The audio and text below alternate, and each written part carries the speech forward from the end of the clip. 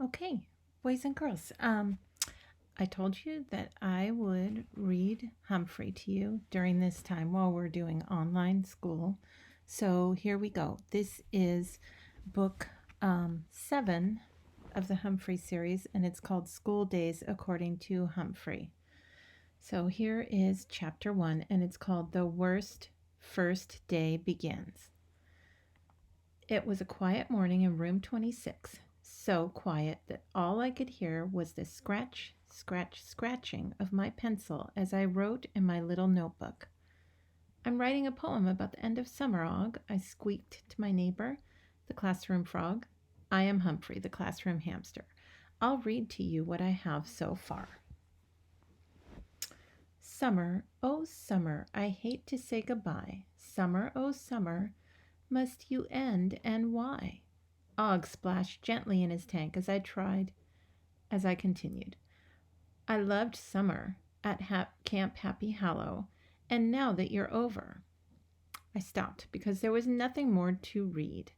Boing, Og twanged. Green frogs like him don't say ribbit. They make a sound like a broken guitar string. Boing, boing. I haven't finished it yet, Og, I explained. I have to find a word that rhymes with hollow. Wallow or swallow? I stared down at the page again. I loved summer days at Camp Happy Hallow, and now that they're over, I can hardly swallow. Og dived down deep into his tank, splashing noisily. I don't think much of that line either, I replied. I'll try again. Just then our teacher, Mrs. Brisbane, came bustling into the room carrying a stack of papers. As usual, I hid my notebook behind the mirror in my cage. As much as I love humans, some things are better kept private. After all my years of teaching, I should have known by now that on the first day of school, the line for the copy machine would be out the door, Mrs. Brisbane said. She stacked the papers on her desk and stared up at the chalkboard and the bulletin boards, which were bare except for a list of rules in Mrs. Brisbane's next printing. I'd copied those rules in my notebook while Mrs. Brisbane was down in the office, and I intended to memorize them as soon as possible. Mrs. Brisbane glanced up at the clock.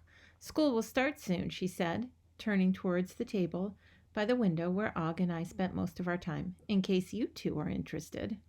I am, I said, and I meant it. Even though I was sorry that summer was ending, I was glad to be back in old room 26 again. After the last camp session was over, my friend Miss Mack brought me back to the house where Mrs. Brisbane and her husband Bert live. Og and I spent a few weeks with them. I loved to go to the Brisbane's house, but it was so quiet there. I was looking forward to seeing my classmates again. Some of them had been at camp, like AJ, Garth, Miranda, and Saya, but I hadn't seen some of the others for an unsqueakably long time. The door swung open, and in walked the most important person at Longfellow School, Principal Morales. Mrs. Brisbane is in charge of the whole class of students, but Mr. Morales is in charge of the whole school. As usual, he was wearing an interesting tie. This one had little books in many different colors. Morning, Sue, he said to Mrs. Brisbane. Ready to go? As ready as I'll ever be, she said. He walked over to our table by the window. Guys, I hope you're all set to go back to work. Yes, yes, yes, I answered, wishing that he could hear more than just the usual squeak, squeak, squeak humans hear.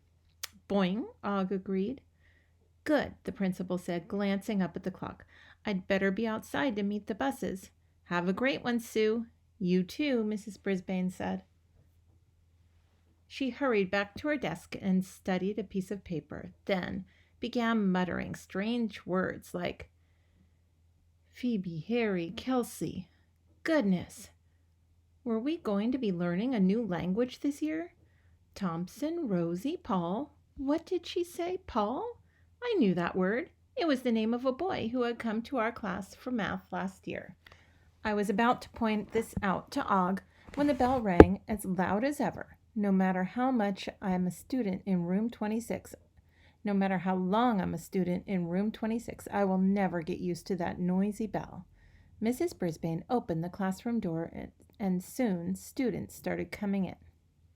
I realized right away that something was terribly wrong. Mrs. Brisbane smiled as the students entered. "Take a seat," she said, "any seat." I climbed up high on my cage to get a better look. Who were these kids, Og? I better ask my neighbor. I've never seen any of them before. Boing, he answered, splashing noisily. More unfamiliar students came into the room. One of them was a girl who whizzed by in her wheelchair. Another was a boy who was really tall. He was as tall as our teacher, maybe even taller. "Just take a seat, children." How could Mrs. Brisbane sound so cheery knowing that these students didn't belong in room 26? As a classroom hamster, I felt I had to squeak up. "You're in the wrong room," I squeaked. "This is not your room. Go back." "Welcome," Mrs. Brisbane told the students. "Take a seat." "Wrong room." I scrambled to the tippy top of my cage. "This is room 26. Unfortunately, my voice is small and squeaky, and I guess nobody heard me because the students went ahead and sat down. Mrs. Brisbane kept on smiling, and nobody budged. Oh, how I wish I'd had a loud voice like my old friend Lower Your Voice AJ. When the bell rang, my heart sank. Mrs. Brisbane is a great, great, great teacher and pretty smart for a human. Why didn't she notice that her class was full of the wrong students? "Og, what should we do?" I asked my froggy friend. This time he didn't answer. I guess he was as confused as I was. Hey, Humphrey, it's me. Hi," a familiar voice shouted. "Slow down, Simon," raced up to my cage. He's the younger brother of Stop Giggling Gail Morgenstern, who did belong in room 26, but she was nowhere in sight. "Now I'll get to take you home for the weekend," Simon announced. "Go back to your own room or I'll be late," I warned him. "Or you'll be late," I warned him. Mrs. Brisbane told him to take a seat. Simon twirled around and rushed away, bumping into a girl with bright red hair whose chair was sticking out in the aisle. "You should be more careful, Kelsey," he said. "You ran into me." The girl rubbed her arm. She probably got a big bruise. Ouch. "What's happening?" "Just doesn't make any sense," I told Og. I don't think I was making a lot of sense either. It was as if the world had just been turned all upside down, and Og and I were the only ones who noticed. "Hi, Humphrey," a soft voice said. I looked up, and there was Paul Fletcher, whom I thought of as Small Paul. He was a boy who came in for math class every day last year because he was unsqueakably good with numbers. Paul was smart. I knew he understood. "Why are these students in the wrong room?" I asked him. He pushed up his glasses, which slid down his nose. "This year, I get to take you home," he said. "I can't wait." What was he talking about? Only students in room 26 got to take me home for the weekend. "Settle down, class," Mrs. Brisbane said. "Please take your seats." Class? What was she talking about?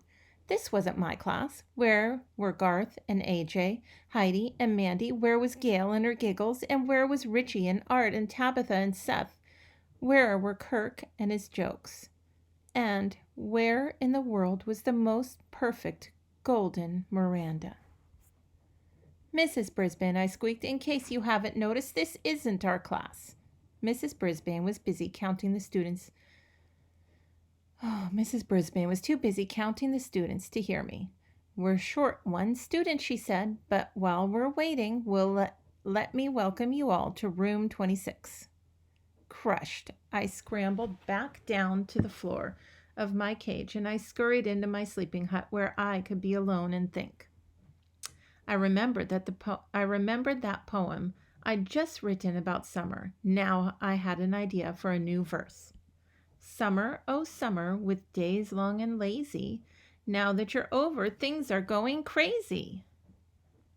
And Humphrey's rule of school: before you take your seat in a class, it's always a good idea to make sure that you are in the right room. This is important. And that's the end of chapter 1. So I will be posting a chapter a day, and I miss you guys terribly, and I hope you're all doing well. Please email me or message me on Class Dojo if you just feel like you need to talk or if you have a question about a lesson. Okay? Miss you guys.